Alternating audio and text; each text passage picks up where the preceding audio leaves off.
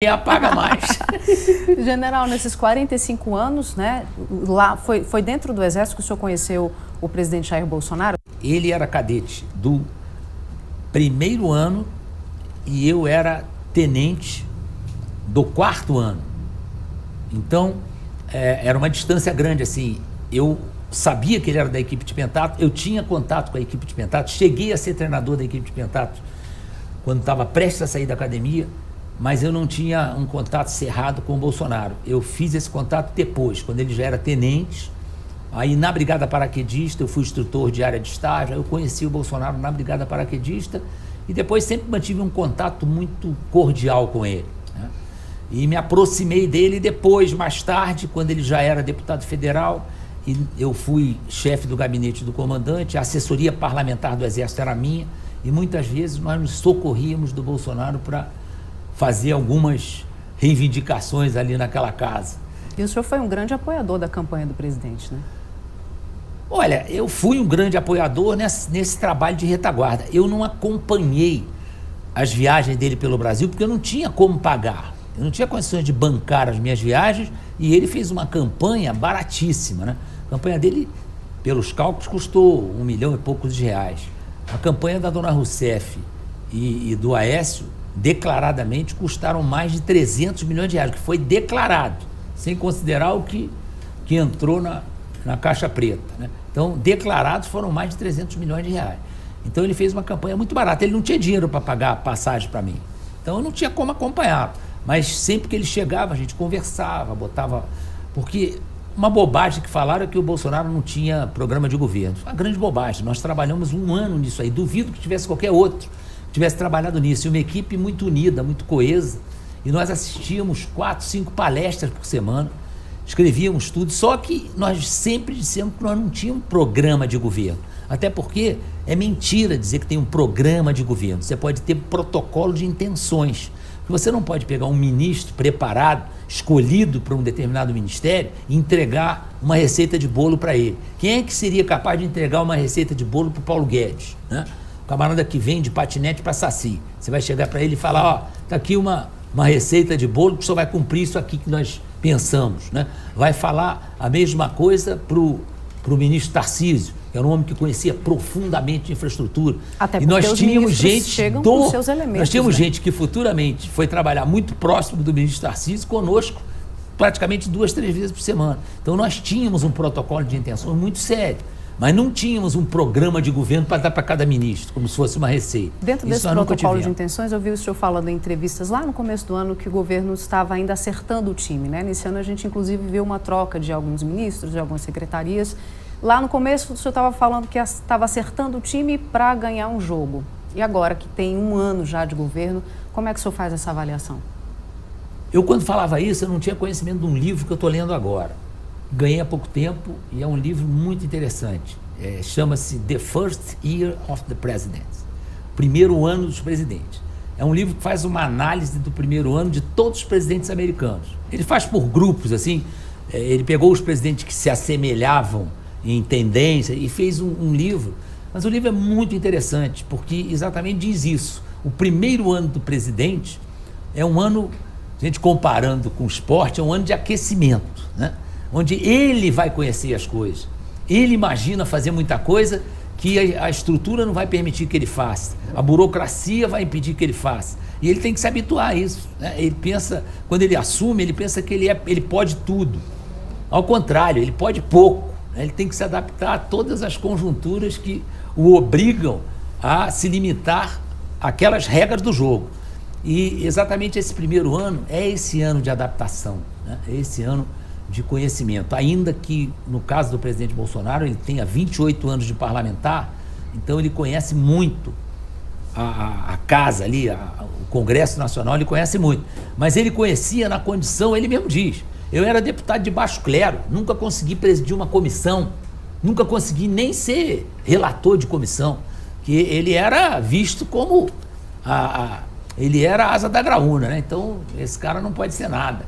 Então ele se sujeitou a essa situação 28 anos, aprendeu muito, até por isso, ele tinha sempre todo mundo contra ele, isso obrigava a se aprofundar nos assuntos, ele entrava de peito aberto, mas tinha que entrar com algum conhecimento, porque ele sabia que ia ser massacrado, mas isso tirou um pouco dele essa noção do alto clero. E ele aprendeu muito esse ano, eu tenho certeza. Eu estou falando por ele, desculpa, presidente, estou falando pelo senhor, mas eu tenho certeza que foi um grande aprendizado. Dentro desse um ano que o senhor falaria de qual foi o maior acerto do governo, é um ano de aprendizado, mas ele, nesse aqui deslanchou. Depois da campanha, porque a eleição dele, ele mesmo caracteriza como quase um milagre, né? Mas não foi. Os fatos foram o colocando numa situação de relevância para o país. Ele começou a atender os anseios da população. Então, a eleição dele foi alguma coisa que podemos dizer para muita gente inesperada. E a partir daí ele montou, e eu não vou me incluir nisso, mas ele montou uma equipe de ministros altamente qualificada. Né? Nunca foi, eu coloco fulano, mas você faz isso assim, assim. E no primeiro e segundo escalão praticamente não houve isso. Ele teve a independência. Podemos dizer então que o presidente dizia que não ia ter o toma lá da cá, o senhor está me confirmando que... Não teve isso. A gente que estava... Não teve isso. E na equipe de ministros, ele foi muito feliz na escolha, tem ministros excepcionais. Então, nós temos hoje uma independência muito grande em relação a isso. E uma coisa que eu considero muito importante foram as prioridades que ele colocou. Algumas delas ainda estão se desenvolvendo, é o caso, por exemplo, da educação e da saúde. Desde o primeiro momento ele colocou como prioridades absolutas a educação e a saúde. Só que elas foram tão comprometidas ao longo desses 16 anos aí, e até mais, que é muito difícil você recuperar. É preciso um trabalho de muita paciência e vai ter muita troca de gente aí, porque a renovação nessa área não é fácil. São áreas que estão muito contaminadas, de gente que não estava acostumada a trabalhar pelo bem público, acostumada a trabalhar pelo seu próprio bem. Ele ainda vai mexer muito nisso. Uma outra prioridade regional, por exemplo. Hoje mesmo nós estávamos conversando sobre isso.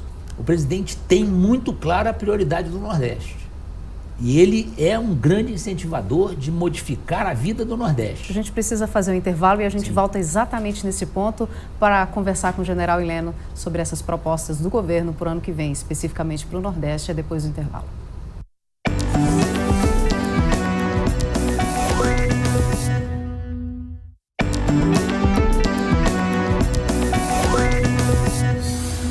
A gente está de volta aqui nessa conversa com o ministro-chefe do Gabinete de Segurança Institucional, general Heleno, para tentar fazer aqui um balancinho pequeno desse um ano do governo Bolsonaro. O senhor estava falando no bloco anterior sobre projetos que o presidente tem para o Nordeste, que isso é uma prioridade. O que deve vir aí para 2020? Ele, desde o início, ele tem na cabeça dele que, se quiser modificar o Brasil, ele tem que modificar o Nordeste. Nós não podemos mais ter aquela imagem do Nordeste, com aquela seca na época da estia, né?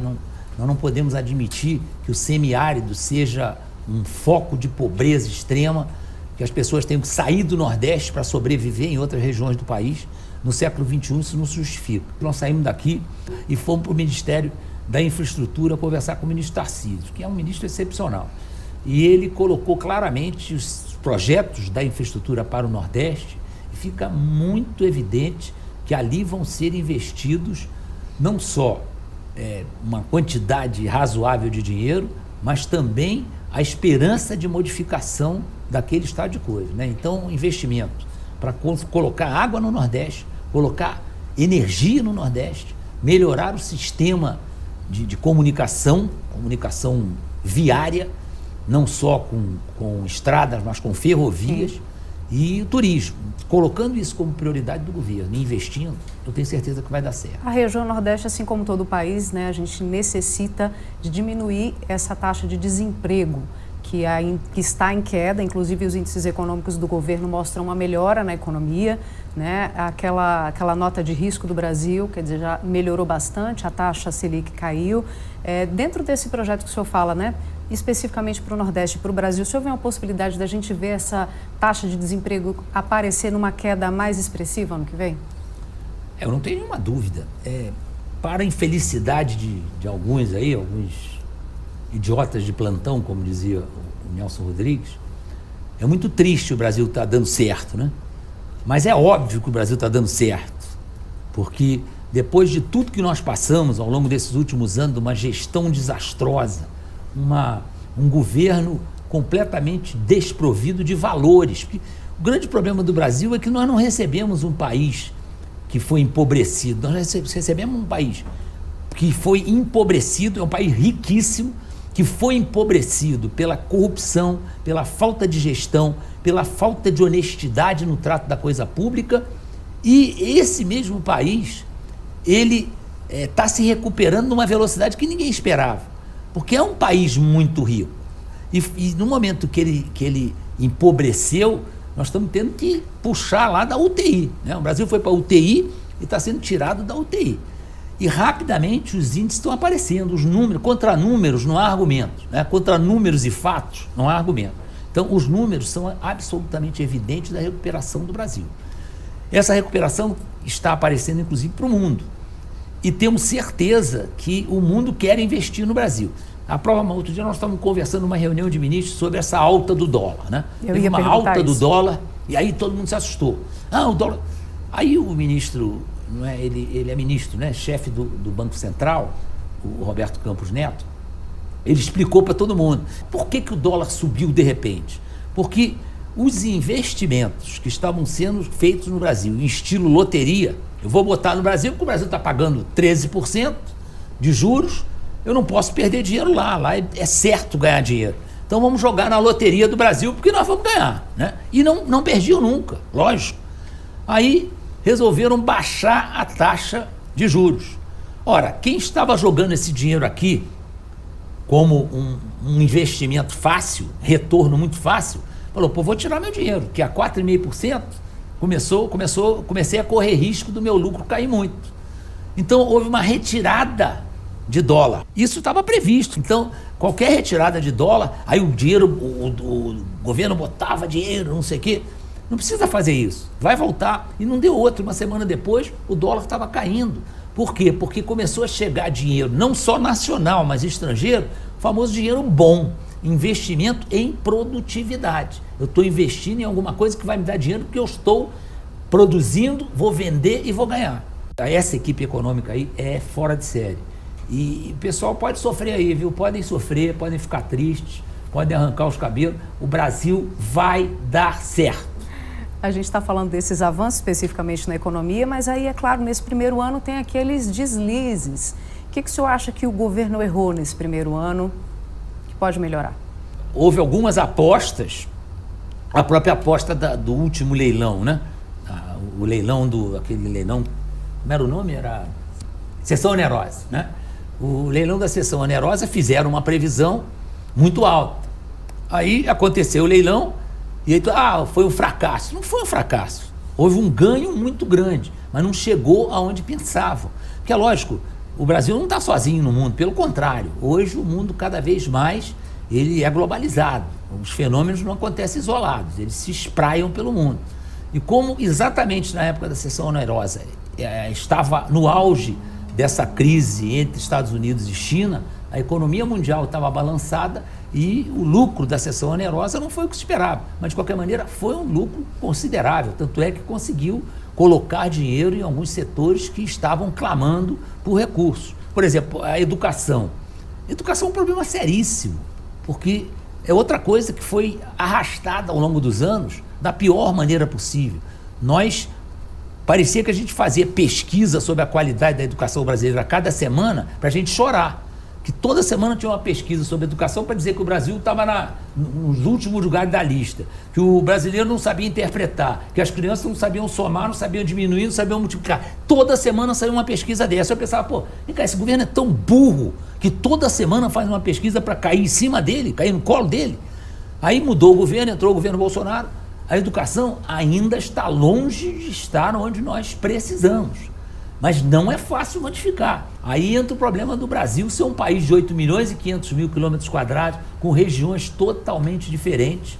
Você criar metodologias de ensino num país desse tamanho não é fácil. Você vai botar o menino da região norte para estudar Serra da região sul. Né? Então, isso tudo tem que ser perfeitamente. E o governo chega com uma proposta de educação equacionado. Bastante diferenciada dos governos anteriores, já que a gente está falando Sim. polêmica, então tem muitas críticas a essa gestão do Ministério da Educação, por exemplo, e que são propostas diferentes. E o que o senhor espera que possa vir disso aí? O senhor falou que ainda precisa melhorar muito.